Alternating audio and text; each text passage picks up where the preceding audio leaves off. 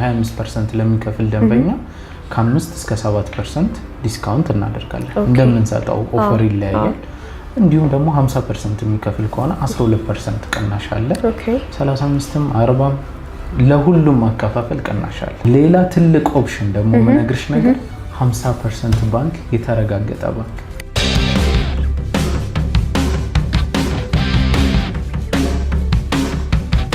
ሎኬሽኑን ከጠየቅሽን ከዛ ልጀምርልሽ። ሲኤምሲ ነው የሚገነባው። ከሎኬሽን ዋይዝ ብናነሳ ሆስፒታሎችን ብናነሳ አይሲኤምሲ ሆስፒታል አለ፣ ፍቅረ ማርያም አጠቃላይ ሆስፒታል አለ። ሰው እንግዲህ ቢታመም ወኪንግ ዲስታንስ ሄዶ መታከም የሚችልበት ቦታ ነው። አፍሪካን ኮንቬንሽን 100 ሜትር ርቀት ነው ከኛ ሳይት ያለው።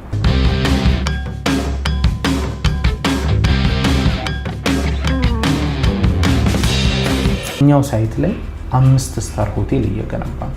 እዛው ሳይት ውስጥ ግቢ ውስጥ 5 ስታር ቤቶቹም ራሱ በ5 ኮከብ ስታንዳርድ የሚገነቡ ቤቶቹ ማለት ነው። ከአንደኛ ፎቅ ጀምሮ ቤት ማግኘት ይችላል።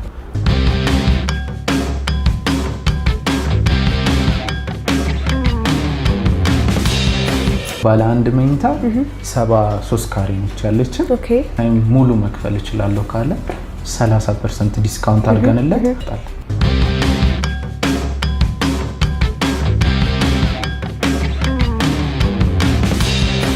በውስጡ 8 ሊፍት ይኖራል አንድ ብሎክ ላይ።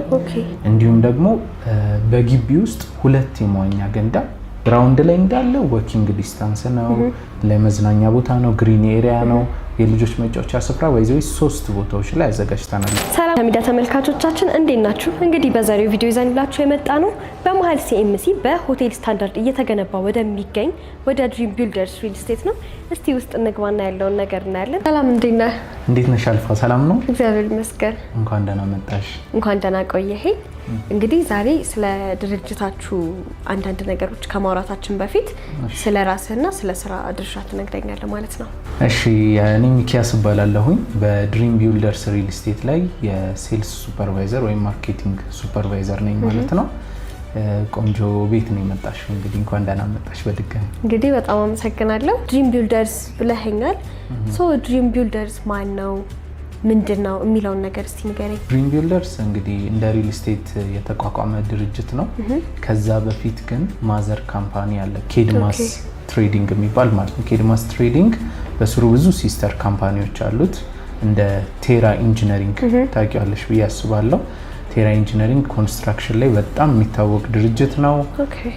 ሌላም ደግሞ በዚህ ኮንስትራክሽን ዘርፉ ላይ ወደ 6 የሚሆኑ ብሎኮችን እንግዲህ ገንብተናል ማለት ነው። በአካል የሚታይ አያት ላይ ወደ ጣፎ መሄጃ ጋር ክብር ደመና ጋር ማለት ነው። እዛ ጋር አንድ አለ።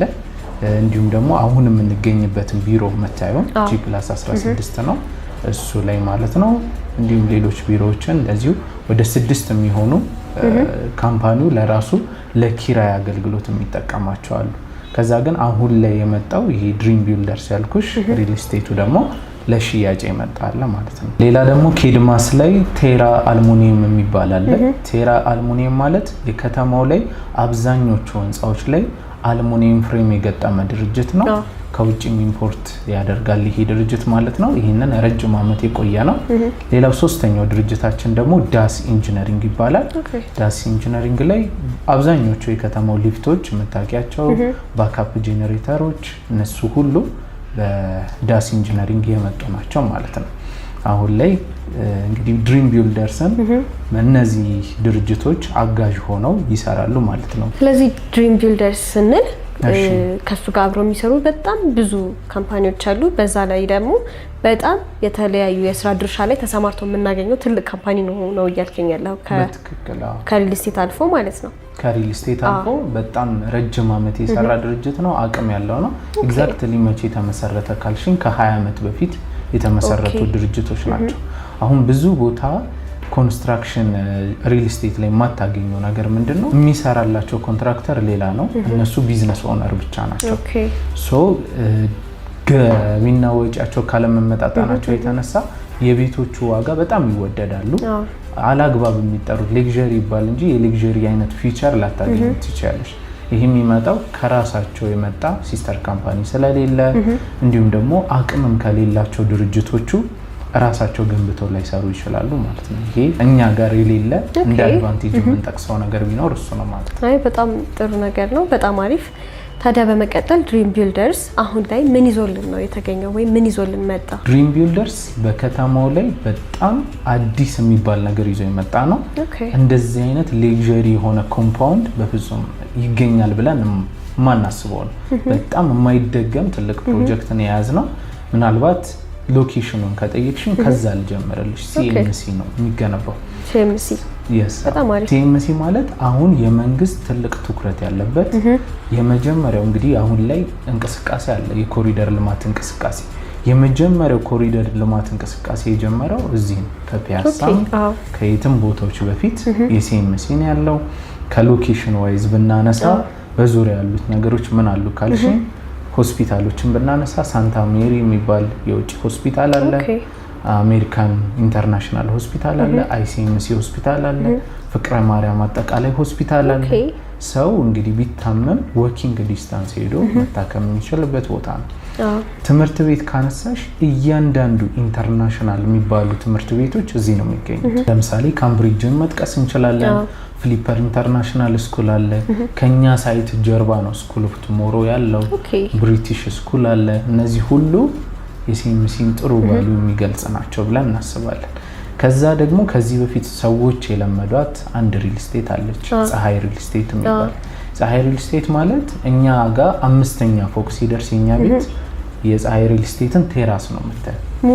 ሙሉ ቴራሱን ታያለሽ ማለት ነው። ከዛ ካለበት ከፍታ አንፃር በጣም ጥሩ ነው የሚባለው። አካባቢው ለኢንቨስትመንት ለሚፈልግ ሰው ሪተርን ኦፍ ኢንቨስትመንት ቶሎ መልሰው ቢሸጡት እንኳን ዋጋ የሚያወጣላቸው ትልቅ ቦታ ነው ማለት ነው። ስለዚህ ከቪውም አንፃር ካሉት ከሴኩሪቲ አንፃር እንዳልከው ደግሞ የጤና እክል ቢያጋጥም ደግሞ ካሉት የሆስፒታል አቅራቢያዎች አንፃር ይህን ሁሉ ለመድረስ ለደንበኛ ተደርጎ ታሳቢ ተደርጎ የተሰራ ትልቅ ድርጅት ነው እያልከኝ ያለው ፕሮጀክት ነው። አሁን ትልቁ ደግሞ እንደ ቫልዩ የምናነሳው ነገር አፍሪካን ኮንቬንሽን 100 ሜትር ርቀት ነው ከኛ ሳይት ያለው። ያ ማለት ሰሞኑን የነበረውን የአፍሪካ ህብረት ስብሰባ ይተሻል። ከዛ ወጥቶ ወደ አያት አካባቢ ነበረ የሚኒስተሮቹ ስብሰባ አዳራቸውን ሲያደርጉ የነበረው ማለት ነው። ነገር ግን እዚህኛ ጋር ግን አሁን ላይ የምነግርሽ ነገር እኛው ሳይት ላይ 5 ስታር ሆቴል እየገነባ ነው። እዛው ሳይት ላይ እዛው ሳይት ውስጥ ግቢ ውስጥ 5 ስታር። ኦኬ። ሰዎች ከቤታቸው ሳይወጡ አክቲቪቲ የሚያገኙበት፣ እነዚህ የአፍሪካን መሪዎች መጥተው የሚያርፉበት በጣም ሴኩሪቲው የተጠበቀ ቦታ ማለት ነው። በጣም አሪፍ ነው። እንግዲህ ብዙ ጊዜ እንደዚህ አይነት ነገር አልተለመደም እስካሁን ካየናቸው እንትኖች አንፃር እና እንዴት ነው እስቲ ኮምፓውንዱ ብለኸኛል። ኮምፓውንድ ውስጥ 5 ስታር ሆቴል መገንባት ማለት በጣም ትልቅ ነገር ነው። እስቲ ትንሽ ስለ ኮምፓውንዱ ደግሞ ንገረኝ። እሺ፣ ያው እንግዲህ የማይደገም ፕሮጀክት ነው ያልኩበት አንዱ ምክንያት 5 ስታር ሆቴል በውስጡ መኖሩ ነው። የ5 ስታር ሆቴል ሲሆን ምንድነው መሰለሽ ስታንዳርድ አለ። ስታንዳርዱ ምንድነው? ከሴራሚክ ዋይዝ ምንድነው የምጠቀመው የሚለውን ታነሻለሽ። ከመስታወት ራሱ ሲንግል ሌን ነው ደብል ሌን ነው፣ እነዚህ ሁሉ ስታንዳርድ አላቸው። ቀለም ስታንዳርድ አለው። ምን አይነት ቀለም እንጠቀም፣ ምን አይነት ቴስት ያለው ቀለም፣ ለምን ያህል ጊዜ የሚያገለግል ቀለም፣ እነዚህ ሁሉ ስታንዳርድ ናቸው። ኪችን፣ ሽንት ቤት፣ ባዝሩም አጠቃቀም፣ እነዚህ ሁሉ እንግዲህ ያ ሁሉ ማተር ያደርጋል ማለት ነው። ከዛ ደግሞ ቤቶቹም ራሱ በ5 ኮከብ ስታንዳርድ የሚገነቡ ናቸው ማለት ነው። ቤቶቹም ራሱ በዛ ነው። አሁን ከቤቶቹ አንፃር እንኳን ብናነሳ ሁሉም ቤቶች የሚገዛ ባለ 1 መኝታ የሚገዛ ባለ 2 የሚገዛ ባለ 3 የሚገዛ ኤል ሼፕ ነው። ኦኬ። ያ ማለት ከአንድ ቤት ጋር አንድ ግድግዳ ብቻ ነው ሼር የሚያደርገው። በዚህኛው ሳይድ ኦፕን ዳውን ነው፣ ያኛውን ቤት በዚህኛው ሳይድ ብቻ ግድግዳ ይሻል፣ በዛኛው በኩል ኦፕን ዳውን ነው። ኦኬ። ሁሉም ቤቶች ኤል ሼፕ አክሰስ ኮርነር። አሁን በጣም ሪል ስቴት ላይ ቫልዩ የሚኖረው ምንድነው? አንድ ቤት ኮርነር ሲይዝ። ኦኬ። ስለዚህ የኛ ቤቶች ሁሉም ቤት ኮርነር የያዙ ናቸው። በውስጡ 8 ሊፍት ይኖራል አንድ ብሎክ ላይ። እንዲሁም ደግሞ በግቢ ውስጥ 2 የመዋኛ ገንዳ፣ በጣም ትላልቅ የመዋኛ ገንዳ ነው። ሳይት ላይ ስንሄድ ፊት ለፊት የሚታይ ነው። አሁን ኦልሬዲ መዋኛ ገንዳ ተሰርቶ ያለቀ ነው። በጣም አሪፍ ነው። ብዙ ጊዜ እንደዚህ አይነት ነገሮች አልተለመዱም። ይሄ በጣም አሪፍና የሆነ ሌክዠሪ የሆነ ቫይብ ያለው እንትን ነው እየነገርከኝ ያለኸው። ታዲያ ይሄን ሁሉ ነገር ነግረኸኝ እንግዲህ ባለ 5 ኮከብ ሆቴልም እዛው ውስጥ የሚገነባ ከሆነ እንዴት ነው ከሰው ኑሮ ጋር የሚሆነው? ለምሳሌ ብዙ ጊዜ ሰው መኖሪያ ቤቱና መዝናኛ ቤቱ ትንሽ ቢራራቅ ይባላል። እንዴት ነው ይሄ ነገር? ከፕራይቬሲ አንፃር ሊሆን ይችላል፣ ምናልባት ካሉት ጫጫታም ሊሆን ይችላል። ይሄ ነገር እንዴት ነው? በጣም ጥሩ ጥያቄ ነው ያነሳሽው። ግን ያው አሁን አንደርስታንድ ማድረግ ያለብን ነገር ያው እንደ አንድ ገዢ ሊያሳስብ ይችላል ሆቴል ሲሆን፣ ግን እኛ ጋር ሁሉም ብሎኮች ቤዝመንት ለቤዝመንት ይገናኛሉ። አንድ ሰው መኪናውን ይዞ ሲመጣ ቤዝመንት ነው የሚያስገባው። ግራውንድ ላይ መኪና ማቆም አይቻልም። አሁን ብዙ ሪል ስቴት ኮምፓውንድ ይገነባል። ነገር ግን ግራውንድ ላይ መኪና ያቆምና ልጆቹ ሲጫወቱ ሊገጭ ይችላል ማለት ነው። ስለዚህ የአይነት እንዳይፈጠር ስለፈለገን ግራውንድ ላይ እንዳለ ወኪንግ ዲስታንስ ነው፣ ለመዝናኛ ቦታ ነው፣ ግሪን ኤሪያ ነው፣ የልጆች መጫወቻ ስፍራ ወይዘው 3 ቦታዎች ላይ አዘጋጅተናል። እዚህ 23000 ካሬ ላይ የሚመጣ ሰው በጣም ሰላማዊ ነው። የሌላን ሰው መረበሽ የሚፈልግ አይነት ሰው አይደለም። እንዲሁም ደግሞ የሚመጡት ሰዎች መሪዎች ናቸው። ከሴኪሪቲ አንጻር ነው እንደውም ቫልዩ የሚፈጥርልን ከዛ አንጻር ነው። ሌላ ደግሞ ላነሳልሽ የምፈልገው ሆቴሉ ላይ መቀመጡ ሌላ አድቫንቴጅ አለ። እዛ ሆቴሉ ጋር ዴይኬር አለ እኛ ጋር። ለእናቶችና ለአባቶች ደግሞ ጂም እና ስፓ አለ። የወንድ የሴት ጂም እና ስፓ አለ። ይሄንን አገልግሎት ያገኛሉ። ከስራ አንቺ ልጅ ካለሽ ደክሞሽ መጥቶ ልጅሽን ከትምህርት ቤት አምጥተሽ ወደ ቤት ብትስታመጪ ማረፍ ብትፈልጊ ልጅሽ እዛ ጋር ዴይኬሩ ላይ እየተጫወተ ወይም የልጆች መጫወቻው ቦታ ላይ እየተጫወተ ቀጥታ አንቺ ስፓ ገብተሽ ጥፍርሽንም እየተሰራሽ ፀጉርሽንም እየተሰራሽ ልጅሽን በመስኮት በኩል እያየሽ መንቀሳቀስ ትችያለሽ። ይሄ ትልቅ ሌዥር ነው ማለት ነው። ስለዚህ ኤቭሪ ዲቴይል ለሰው አመቺ እንዲሆን ለደንበኛ አመቺ እንዲሆን ተደርጎ የተሰራ ፕሮጀክት ነው። በትክክል በጣም አሪፍ። ሶ ይሄን ሁሉ ካለን አይቀር እስቲ ያሉትን የመኝታ ቤትና የካሬ አማራጮችን ንገረኝ። በጣም ጥሩ። እንግዲህ ዋናው እኛ በጣም የምንወደው በጣም ብዙ ሰው የሚገዛም ባለ 3 መኝታው ነው። እንደነገርኩሽ የኛ ሰፈር ሬዚደንሻል ሰፈር ነው። ለኢንቨስትመንትም የሚፈልግ ሰው ቢገዛ አነስ ያለውን ካሬ ሳይሆን ተለቅ ያለውን ካሬ ገዝቶ እሱን መልሶ መሸጥ ሲያከራይም ቤተሰብ የሆነ ሰው ነው እዚህ አካባቢ ላይ የሚከራየው ማለት ነው። ስለዚህ አንዷን ዲዛይን እንኳን ባነሳልሽ እቺኛዋ ዲዛይን 163 ካሬ ባለ 3 መኝታ ናት። ምን አላት መሰለሽ? በጣም ሞድላት ነገር የሰራተኛ ክላስ አላት። የራሷ መታጠቢያ አላት። ስቶር ለብቻ አለው ይሄ ቦታ። ከዛ ደግሞ ሁሉም መኝታ ቤቶች ከአንዱ መኝታ ቤት ውጪ ማስተሩም 2 መኝታ ቤቶቹ በረንዳ አክሰስ ያደርጋሉ፣ ሳሎኑ አክሰስ ያደርጋል ማለት ነው። ስለዚህ 2 አይነት ቪው አማራጭ አላቸው። የጧት ፀሐይ ማየት ይችላሉ፣ ከፈለጉ የሆቴል ቪውን መርጠው ማየት ይችላሉ። ይሄ በጣም አሪፍ። ከዛ ማስተሩ ላይ ቪላ ቤት ላይ የተለመደ ነገር ላሳይሽ። ቪላ ቤት ላይ ይህንን ቦታ ባሳይሽ የማስተሩ መኝታ ቤት አለ። አጠገቡ በሱ በኩል ወኪንግ ክሎዜት ነው ያለው።